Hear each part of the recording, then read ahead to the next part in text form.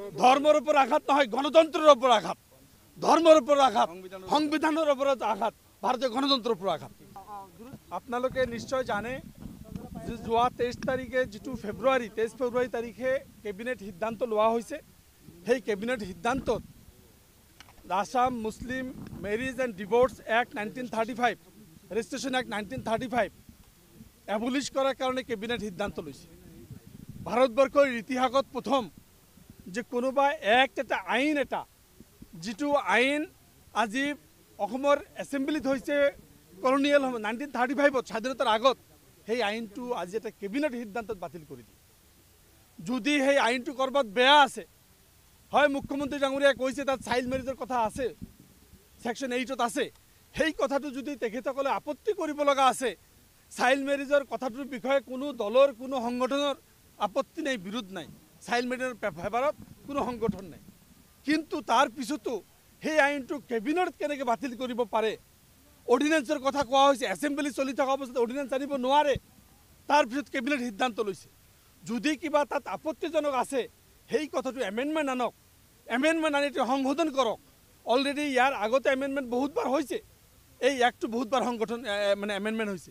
ইয়াৰ আগতে ভলুণ্টাৰীলি আছিল ৰেজিষ্ট্ৰেশ্যনটো, পৰৱৰ্তী সময়ত 2010 চনত এইটো গেজেট নটিফিকেশ্যনৰ জৰিয়তে এমেণ্ডমেণ্ট কৰি এইটো কম্পালচাৰী কৰিছে, মেণ্ডেটৰী কৰিছে। তাৰপিছত এইটো কিয় আহিছে? এতিয়া হয় এটা এক্ট আছে যে যদি ছোৱালী বা ল'ৰাৰ মাইনৰ হয় তেতিয়াহ'লে তাৰ গাৰ্জিয়ানে এইটো কৰিব পাৰে, এই এক্টটো আপত্তি কৰিছে।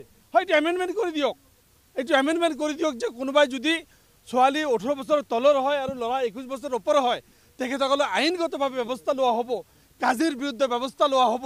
তাৰপিছত আমাৰ যিজন বাপেক মাক আছে আমাৰ ল'ৰাৰ পক্ষ বা ছোৱালীৰ পক্ষ তেখেতসকলে ব্যৱস্থা লোৱা হ'ব, বা সেই অঞ্চলৰ পুলিচে লৈ আছে এতিয়া।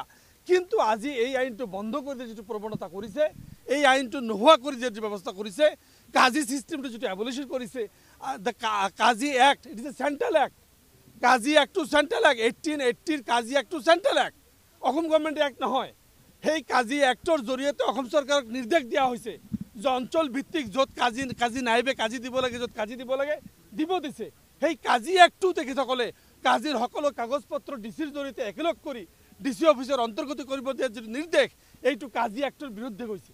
এই কাজি এক্ট চেণ্ট্ৰেল এক্ট, একটা ভাৰতবৰ্ষৰ পাৰ্লামেণ্টত পাছ হোৱা এক্ট, 1880 চনৰ এক্ট এতিয়াও ভাৰতবৰ্ষত চলি আছে। সেইটো অসমৰ এটা কেবিনেটে কেনেকৈ নৎসাত কৰিব পাৰে? এইটো বেআইনী, এইটো স্বৈৰাচাৰী, এইটো ডিক্টেটৰশ্বিপ। এই বিষয়ৰ বিৰুদ্ধে আমি AIDF দলে সৰ্বভাৰতীয় সংযুক্ত গণতান্ত্ৰিক মৰ্চাই আজি আমি এইটোক এটা স্থগিত সভা স্থগিত কৰি এই বিষয়ৰ ওপৰত আলোচনা কৰি এমেণ্ডমেণ্ট কৰিব পৰা যায় নে সংশোধন কৰিব পৰা যায়, তাৰ কাৰণে আমি এটা আজি সদন আমি স্থগিত প্ৰস্তাৱ ৰাখিছোঁ।